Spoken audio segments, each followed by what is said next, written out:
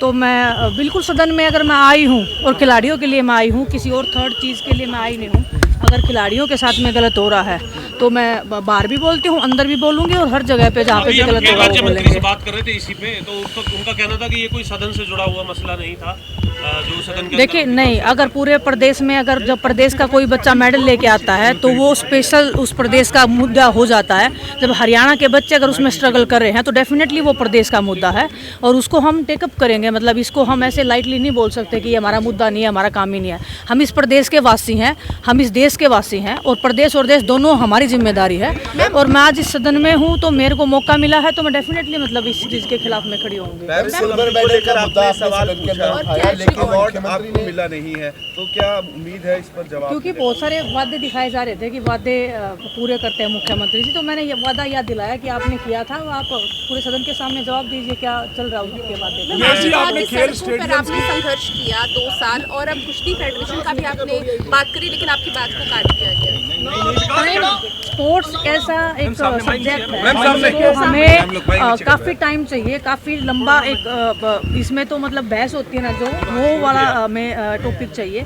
इसमें वो सामने वाले कुछ प्रेजेंट करते हैं, मैं कुछ प्रेजेंट करती हूँ, तो कोशिश मेरी है कि मैं मतलब कुछ तो हम चेंज करें। अगर मैं यहाँ पे आई हूँ स्पोर्ट्स में कुछ चेंज नहीं हुआ तो कोई फायदा नहीं।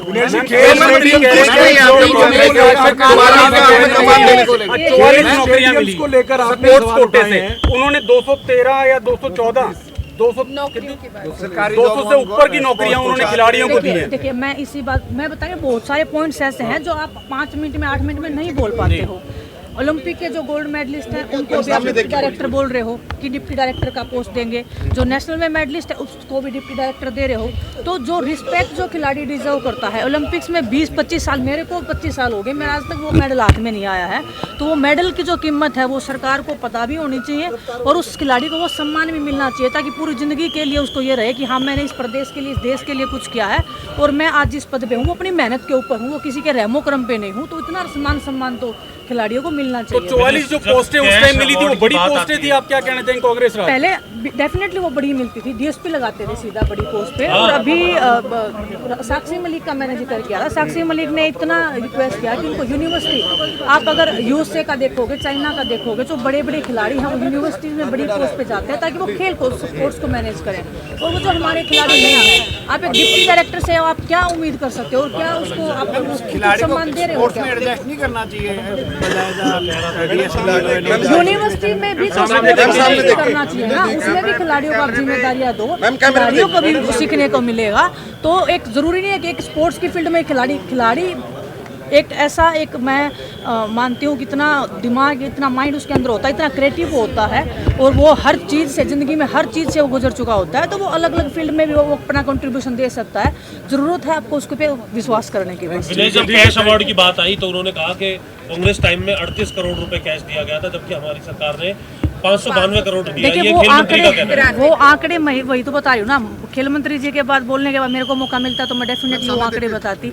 अभी आंकड़े क्या बोल रहे हैं, सदन में सामने एक बात लिखी हुई थी कि सदन में अगर पैर रखा है, नहीं बोलना और झूठ बोलना दोनों चीज़ें बराबर हैं, तो वो ये चीज़ें जो हैं वो पूरे सदन के सामने सच्चाई से रखनी चाहिए। ऐसे आप पूरा ये तथ्य नहीं है कि नहीं, ये बिल्कुल तथ्य नहीं है। ऐसा इतना पैसा किस खिलाड़ी को मिला है? खिलाड़ी कैश अवार्ड के लिए दर दर भटक रहे हैं।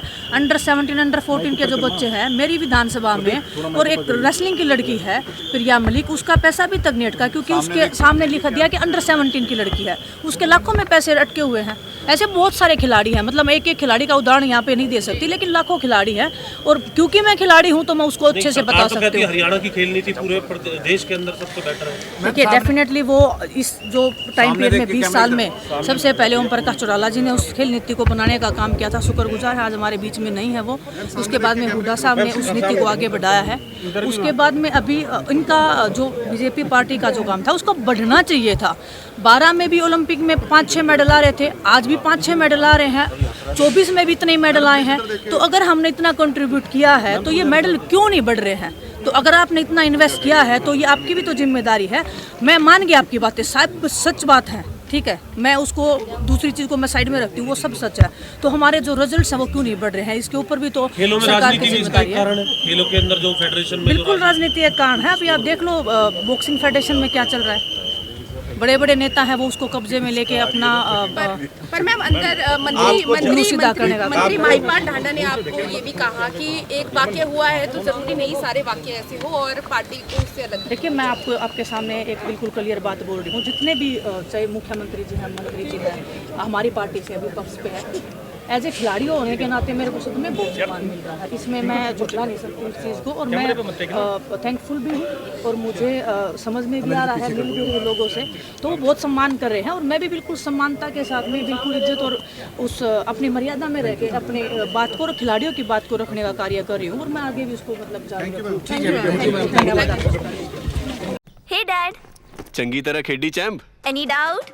किदा खेडी अज वेखो सुके सुके दाग वेखो नो डाउट इन्ना सुक्के दागा ਲਈ ਹੈ ਸਰਫ ਐਕਸਲ ਮੈਟਿਕ ਹੁਣ ਨਵੇਂ ਪੈਕ ਵਿੱਚ SPP ਟੈਕਨੋਲੋਜੀ ਦੇ ਨਾਲ ਇਹ ਜ਼ਿੱਦੀ ਸੁੱਕੇ ਦਾਗ ਕੱਢੇ ਸੈਮੀ ਆਟੋਮੈਟਿਕ ਮਸ਼ੀਨ ਵਿੱਚ ਹੀ ਐਨੀ ਡਾਊਟ ਨਵਾਂ ਸਰਫ ਐਕਸਲ ਮੈਟਿਕ।